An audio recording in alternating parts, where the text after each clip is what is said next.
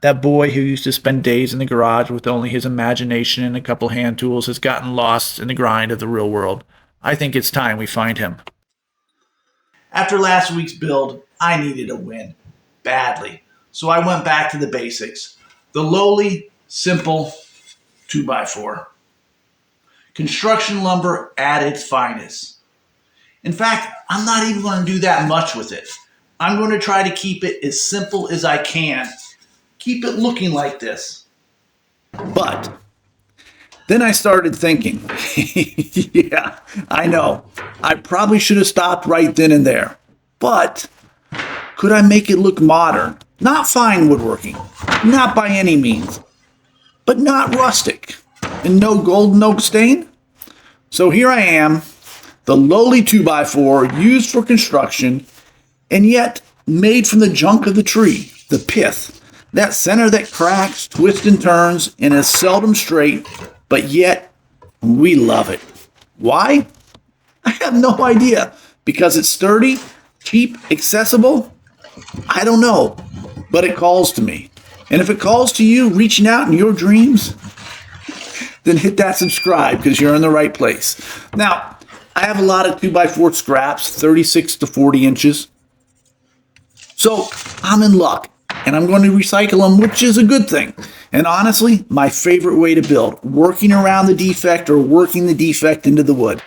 It's a little bit more of a challenge, but that's where the fun is. All of this came from a warehouse closing, once used for bracing between pallet racks. Nail holes, screw holes, chipped, split. All great patina for rustic builds, but not so much in the modern style that we're going for. So we'll have to be a little more selective. Just a quick cut at the miter saw, squaring up the edges and cutting around the nails, the splits. The full cut list is in the description. Then it's off to the table saw. I really didn't want to do this step, but the wood was in worse shape than I thought. So in the end, I just decided to rip the roundovers off each side. I originally wanted to just try and put a chamfer on, removing the roundover, classying the wood up, but they're just too badly beaten. So I rip away. One side, then the other. It's amazing, simply amazing to me how just ripping the roundover changes the look and the feel of the wood. Taking it from construction wood to real lumber. Just that little bit of a profile change. Crazy, crazy.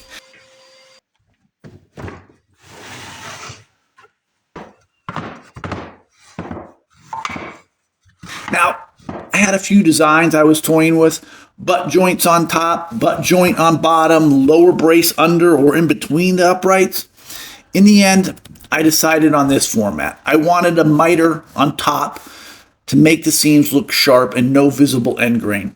Then I started regretting the fact I didn't have a full 8-footer to work with, and I could have waterfalled the grain around the entire piece.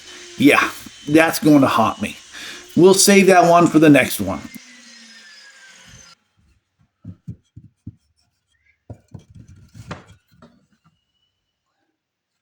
A quick double check for square, and we head off to the wen. Look, sanding sucks.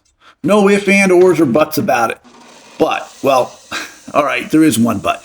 It is probably the most single important part of the build, elevating it and the finish to the next level. So it's worth putting the time in. I sand, and in the end, I hit each edge with a touch, just a touch, kissing the edge with a benchtop sand or chamfer, I would call it. Not a roundover, trying to keep that little straight wedge on the edge. Again, I step back and marvel that a 2x4 can clean up so well. Now, if only I cleaned up that nice, maybe my wife would take me out on date night once in a while.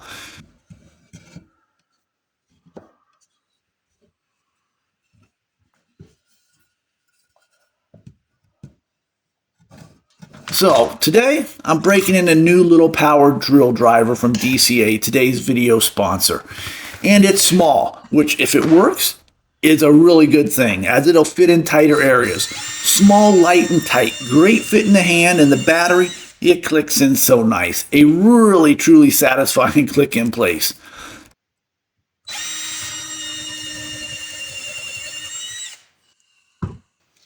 kit came with some drill bits, driver bits, charger, and this. Gotta give this a try. An adjustable snake-like arm for those hard-to-reach places. I mark out the holes and drill some countersinks. Tight bond 3, really not needed here. I could have used the OG and should have. It's like $3 cheaper than a bottle. But, c'est la vie. Then screw them in with 2 screws. Pay close attention on the miters. Always start out a little wider, so when you tighten the screw, it pulls that in perfectly.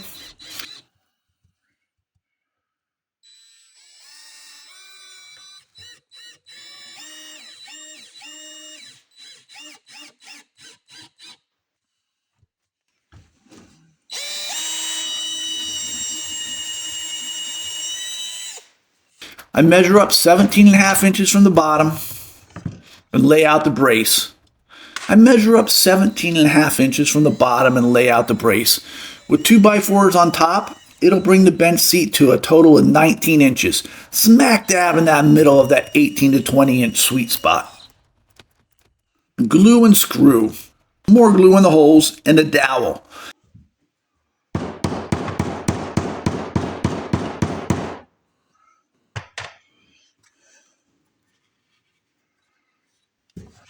And simply the best flush cut saw in the business, Temple Tools.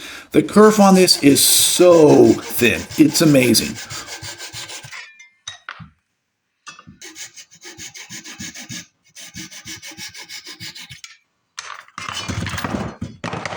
Whoa, timber.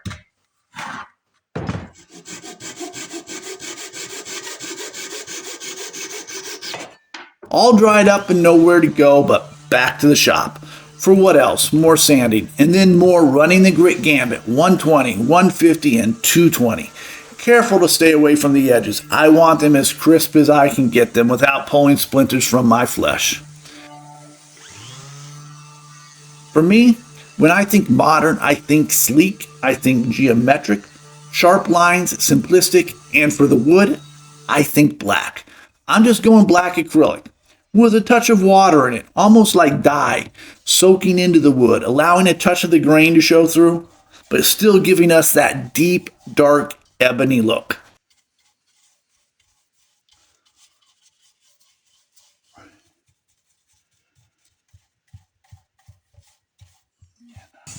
As we set that off to dry, I cruise right onto the top. I ripped the edges off of each of the 2x4s we selected at the beginning, just barely.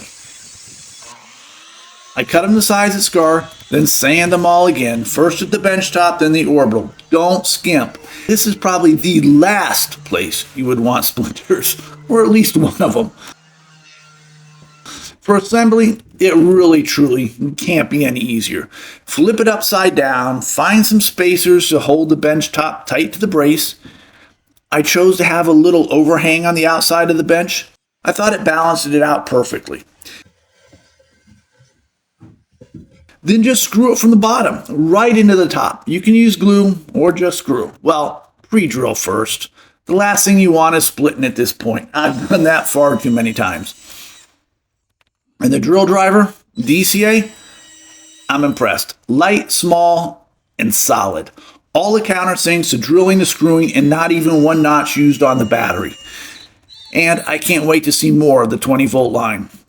Here we are. I resisted the urge to put the stamp of quick and easy on this one, although I'm not sure there are many easier 2x4 bench builds out there, and really it was easy. And it was quick, a couple hours other than the drying time. It has the sleek modern lines I wanted. The black and poly finish looks amazing together. I think for me this scheme keeps the modern look but adds the warmth of a natural wood as well. I'm thinking of keeping it in the shop, well, the library portion of it at any rate, for a place to sit. All right, pile books on it, let's be honest, that's more likely the case. As always, thank you for watching and choosing to spend 15 minutes building with me. Until the next time.